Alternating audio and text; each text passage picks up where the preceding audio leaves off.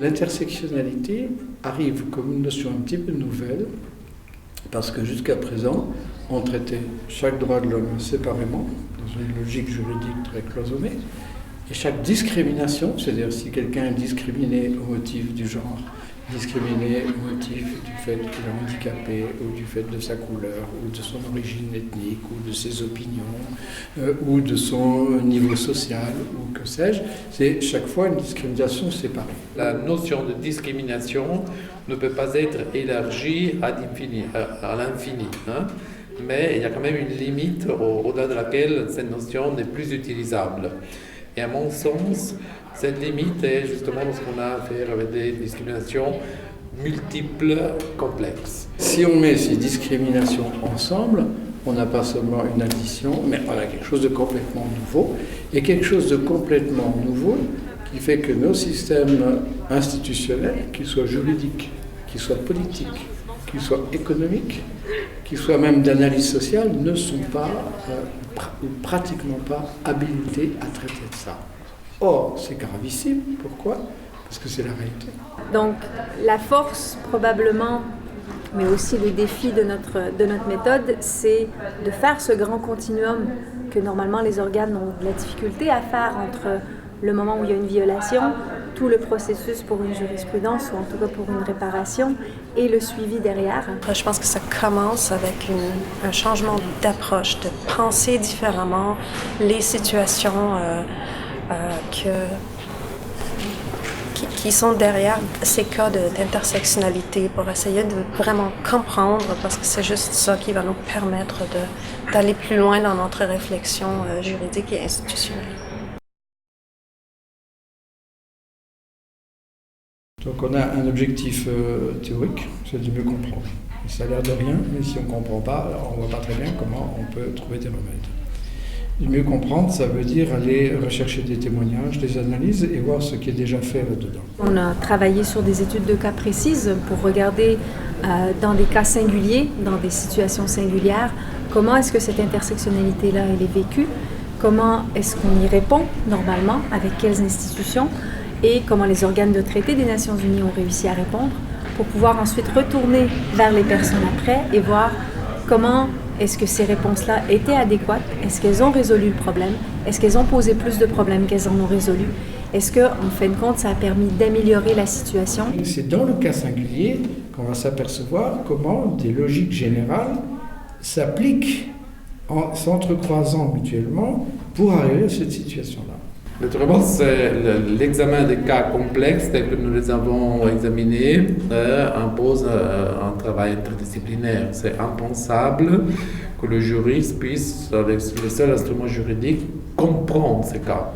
Et donc il y a un peu une absence vraiment de la richesse de la culture des autres disciplines. As lawyers, we're familiar with working on a case study basis. That forms the grounds of most of the work that we do.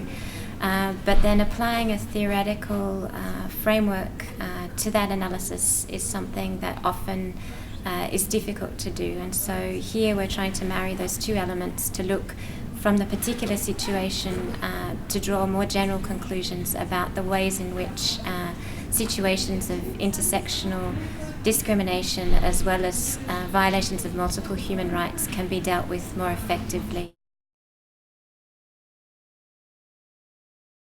Le Trou-Poulet, c'est l'histoire d'une communauté de gens du voyage. Et l'étude de cas porte sur ce qui est arrivé à partir du moment où ils sont partis, ils ont dû partir, parce que les décisions de justice les ont obligés à partir. Et la première violation des droits fondamentaux, c'est la violation du droit à choisir son mode de vie. Cette première négation de leurs droits a pour conséquence de les entraîner dans l'errance, et l'errance entraîne d'autres difficultés sur le droit au travail, par exemple. Comment est-ce qu'on peut obtenir une aide ou une allocation ou demander un travail si on ne justifie pas d'un domicile. On m'a proposé d'être expert, de discuter le cas qui a été présenté par Terrell Abisinghe sur la situation de journalistes au Sri Lanka. Et c'est intéressant donc de voir dans quelle mesure ce cas démontre que la violation des droits d'un journaliste entraîne une violation des droits du public de façon plus générale. Le dossier sur lequel j'ai eu à rapporter est, pour faire bref, l'impact des mesures prises de redressement économique vis-à-vis de la Grèce, et plus particulièrement l'étude a porté sur la population jeune de moins de 25 ans. Donc on est face à un problème systémique et pas du tout dans des agressions directes qui porteraient sur des personnes. Donc l'approche multidisciplinaire et qui regarde les différents éléments, les différentes atteintes, ces atteintes sont articulées les unes aux autres, sont dépendantes les unes des autres, évoluent dans le temps, donc on n'est pas sur un objet unique. C'est là où cet exemple est intéressant. Dans cette recherche, j'ai choisi le récit de vie pour essayer justement de mettre en lumière, en quelque sorte, les problématiques de l'intersectionnalité, c'est-à-dire les violations multiples qui sont à l'origine du déni du droit à l'éducation. Dans le cas du droit à l'éducation, quelles que soient justement les violations du droit qui sont basées sur des discriminations multiples, si de l'autre côté, justement, la victime se pose uniquement en victime, mais ne met pas en valeur justement sa résilience et sa volonté, c'est-à-dire si elle n'a pas aussi un objectif dans sa vie, eh bien c'est difficile, disons, de parler de réparation. Dans notre domaine là, de réflexion, on a tendance justement en présentant les gens comme les victimes de ces discriminations, etc., il y a un risque en quelque sorte qu'on les objective, alors qu'en réalité ils sont aussi sujets du droit. Un autre aspect important qui a été soulevé dans le colloque, c'est que c'est bien joli d'avoir la dimension individuelle des récits de vie, mais dans chaque récit de vie, il y a quelque chose d'universel. Et tenir ensemble l'individuel et l'universel, ça nous paraissait toujours important, mais on ne savait absolument pas comment le faire. Et on a eu énormément de pistes ces derniers jours pour se dire « Ah, oui, maintenant, on va pouvoir garder les histoires individuelles, mais elles ne vont plus pas servir à rien du tout, sauf sur le plan local, mais elles vont contribuer à un changement au niveau plus large. » Dans le cas de journalistes au Sri Lanka, c'est intéressant de voir quel est le contexte sri-lankais, dans quel processus historique, sociétal, culturel, politique, social, etc.